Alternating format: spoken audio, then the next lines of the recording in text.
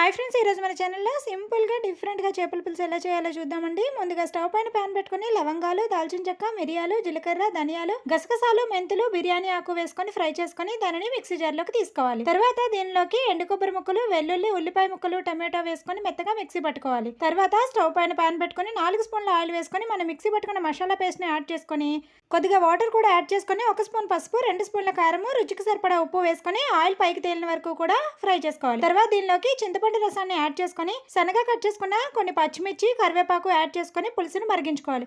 ఇప్పుడు కడిగి పెట్టుకున్న చేప ముక్కల్ని యాడ్ చేసుకోవాలి. తర్వాత ఒక చిన్న బౌల్లోకి కొద్దిగా వాటర్ని తీసుకొని 2 స్పూన్ల బియ్యం పిండిని వేసుకొని ఉండలేం లేకుండా కలుపుకొని దాన్ని చేపల పులుసులోకి యాడ్ చేసుకోవాలి. ఈ విధంగా బియ్యపిండి మిశ్రమం యాడ్ చేయడం వల్ల చేపల పులుసు అనేది చక్కగా తిక్కుగా ఉంటుంది. ఇప్పుడు దీనిలోకి సన్నగా కట్ చేసుకున్న కొంచెం కొత్తిమీర వేసుకొని 10 నిమిషాలు పులుసును మరిగించుకుంటే ఎంతో టేస్టీగా ఉండే చేపల పులుసు రెడీ అయిపోతుంది. నచ్చితే ఒకసారి ఈ ప్రాసెస్లో మీరు కూడా ట్రై చేసేయండి.